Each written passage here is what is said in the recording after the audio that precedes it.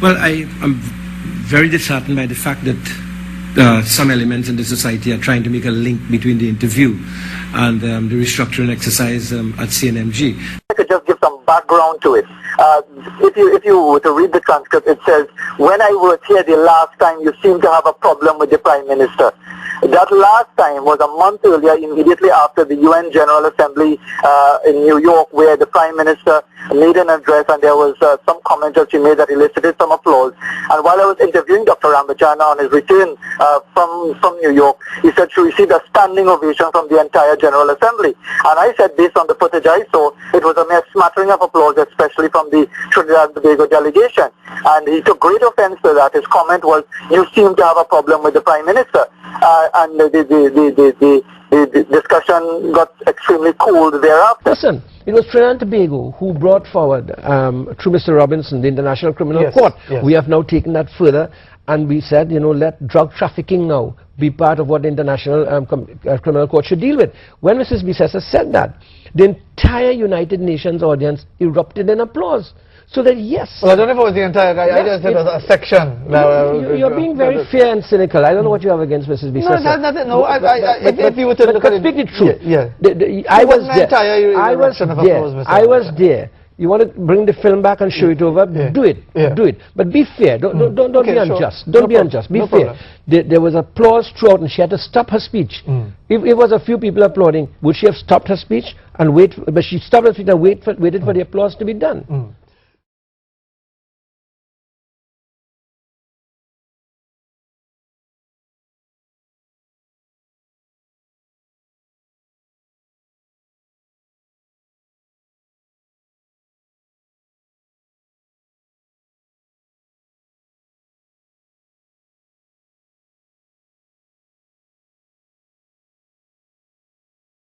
And speaking of presenting ourselves, has our Prime Minister presented ourselves in a good light by saying that assistance or aid in the more immediate context and the passage of Hurricane Thomas must be tied into some benefit to Trinidad and Tobago?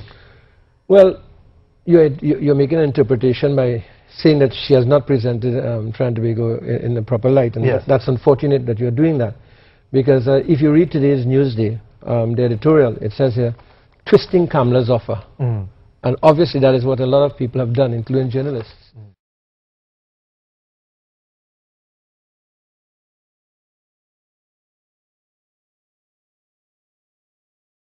But you say twisting, that people have been twisting, but isn't the fundamental point, why should we seek to benefit in any form from humanitarian assistance? You're using... No, but the Prime Minister used the word benefit. It was the Prime Minister who used the word benefit. It wasn't created by the media. She used the word benefit. The Prime Minister never said no free help. She never said that. And what she said, and what a quote for you from the editorial of the Newsday. Sure. Let me just read.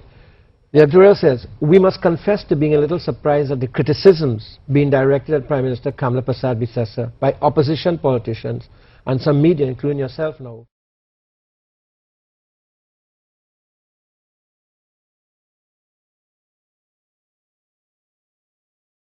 But Dr. Ramachan, surely there is a way to say things. For example, you as the Minister of Foreign Affairs, would you consider it diplomatic to say, for example, that Trinidad and Tobago is not an ATM card for the region, or that there must be some way that our local people can benefit? Is that diplomatic language?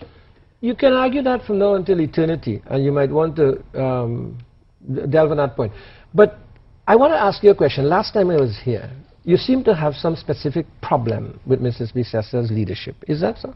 No, I have no problem with philosophically, do you subscribe to women in leadership positions? Well, in religiously, no. Religiously, no. Yeah. So that if you have a Prime Minister, Kamla Prasad Bissessa, as the Prime Minister of the country, would you subscribe to a woman being the Prime Minister of this country? I have no problem with that. But you said religiously you have a problem. Religiously, no. But there's a difference between religion and country. I don't think you're trying to paint me into a corner as far as my religious philosophy. But go back to the ATM. Yes, but Dr. Ramachan, you are trying to evade the point. No, you're trying to draw in. She never said anything. Let me finish. You're trying to draw in my religious philosophy on women in leadership with the leadership of a country, which is very different. And I'm trying to deal with the fundamental issue the comments in relation to the situation in those islands, and that's why I draw the comment of it being undiplomatic. I don't see I have no problem with your questioning, but I don't see the connection between, if it is that my religious philosophy says a woman should not be in religious leadership, that it automatically presumes that I am against a woman. Well, I'm glad you're making that separation for me. Yeah, well, so you understand the separation? Yeah, that's the separation I wanted to know. Still.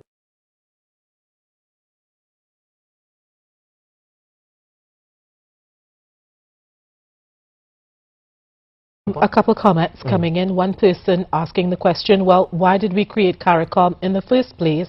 Another one, and these are two similar comments actually, saying that the Prime Minister's response has been uncaring and unacceptable. The rest of CARICOM is offended and talking about boycotting Trinidad products.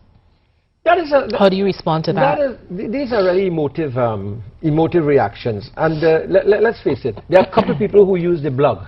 Right, but what were the masses of people who don't use the blog, and the masses of people who are saying, Prime Minister of Trinidad and Tobago, we welcome your help. The Prime Minister of St. Vincent called her and indicated what he needed. On behalf of the thousands of people in St. Vincent, the Prime Minister of St. Lucia called her and indicated what they needed. These are people who are in the political fray and on the blog. And equally, we could have people, we could set up to go on the blog also and bombard the blog with the other side, you know. So you must be very careful when you read two statements and you make that seem that the whole world is no, I'm just sharing with you some of the thoughts. No, but I'm also telling you, you've got to be very careful when on national television you use two blog statements in order to probably indicate that an entire region is against Trinidad and Tobago. That is totally wrong.